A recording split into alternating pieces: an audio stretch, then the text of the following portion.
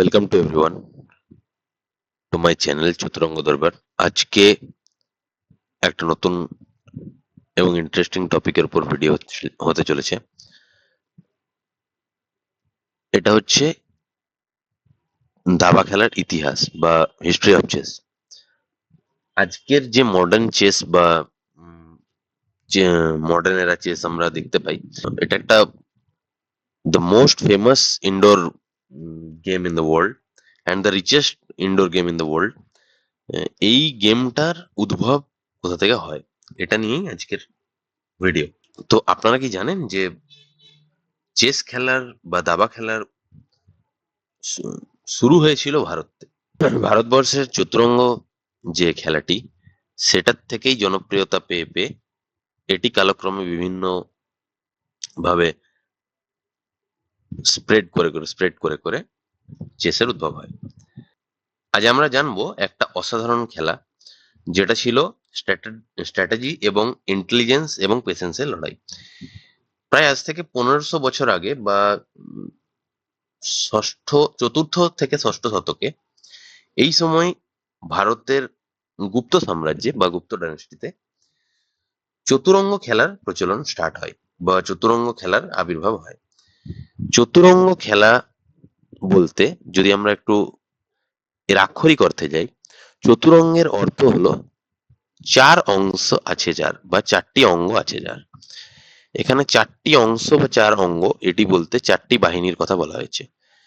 সেটি হলো পদাতিক, সৈন্য বা ইনফ্যান্ট্রি, অশ্বারোহী, ক্যাভেলরি বা ঘোড়া, হাতি এলিফ্যান্ট, রথ বা চ্যারিয়ট বা নৌকা যেটা বাংলায় বলা হয়।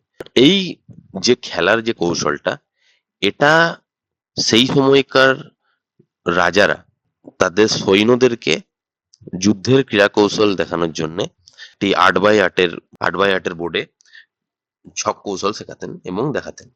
সেখান থেকে এটি সাধারণ মানুষের মধ্যে বেশ জনপ্রিয়তা পায় এবং এই চতুরঙ্গ খেলাটি ভারতে খুব জনপ্রিয় হয়ে ওঠে। তারপর ভারতের যারা ট্রেডার্স বা বাণিজ্যিক বা তারা বিভিন্ন স্থলপথে বা জলপথে বাণিজ্য যাত্রার ফলে এটিকে পারস্যে পৌঁছায় এবং পারস্যে এই গেমটির নাম চেঞ্জ হয়। চতুরঙ্গ থেকে নতুন এক গেমের উদ্ভব হয়, সেটা হয় শতরঞ্জ। শতরঞ্জ গেমটায় কিছু কিছু চেঞ্জেস আছে। যেমন কি, ফার্স্ট চেঞ্জ এখানে আসে যে এখানে দুটো রুল অ্যাড হয়, শাহ এবং শাহ মাত, যেটা আজকে চেক অ্যান্ড চেকমেট নামে পরিচিত।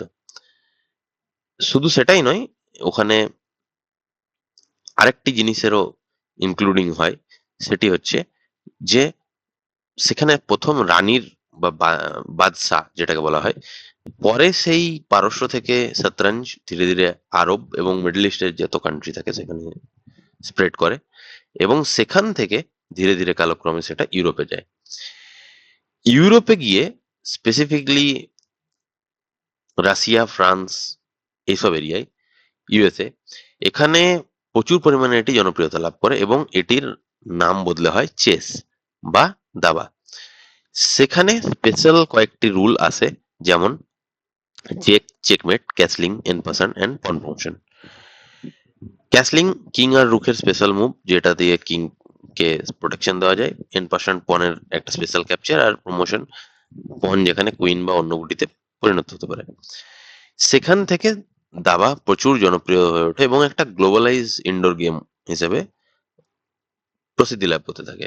পরে যখন দেখা হয় যে এটিকে একটা ইন্টারন্যাশনাল তকমা দেওয়া যেতে পারে, তখন 1924 সালে ফ্রান্সে প্যারিসে ফিডে প্রতিষ্ঠিত হয় এবং ফিডে উম, ফিডেতে কিছু কিছু রুল অ্যাড করা হয়। যে এখানে ফার্স্ট রুল সেট করা হয় যে একটা প্লেয়ারকে ইলো দেওয়া হবে। সেই ইলো হচ্ছে প্লেয়ারের রেটিং সিস্টেম কাউন্ট করবে। কোনো প্লেয়ার একটা যদি অফিসিয়াল টুর্নামেন্ট খেলে, তাহলে সেই প্লেয়ার কিরকম পারফর্ম করলো বা একটা টুর্নামেন্টে সে কত পয়েন্ট করলো, সেটিকে একটি মাপকাঠির দ্বারা যদি আমরা মাপতে যাই, তাহলে আমরা ইলোটা ব্যবহার করব এবং সেখান থেকে ইলো রেটিং স্টার্ট হয় এবং সেখান থেকে আরেকটি জিনিস শুরু হয়, ওয়ার্ল্ড চেস চ্যাম্পিয়নশিপের আয়োজনও শুরু হয় এবং ধীরে ধীরে এটি আরো ছড়াতে থাকে এবং দুটো স্পেশাল জিনিস সেই সময় এসে গেছিল, সেটি ছিল আইএম এবং জিএম, মানে ইন্টারন্যাশনাল মাস্টার এবং গ্র্যান্ড মাস্টারের নর্মস এই টাইমে প্রসিদ্ধি লাভ করে এবং সেই সাথে চেস ধীরে ধীরে আরো ওয়ার্ল্ড ফেমাস হতে থাকে এবং আজকের তো one of the most famous indoor game এবং রিচেস্ট ইনডোর গেম হিসেবে প্রসিদ্ধি লাভ করে। তো আজকের যে মডার্ন চেস আমরা দেখছি বা খেলছি, সেটা অ্যাকচুয়ালি ভারতের চতুরঙ্গেরই আধুনিক রূপ। হোপফুলি ভিডিওটি ভালো লেগেছে এবং ইনফরমেটিভ লেগেছে। এরকম আরো ইনফরমেটিভ ভিডিও পেতে please like, share and subscribe করুন। ধন্যবাদ।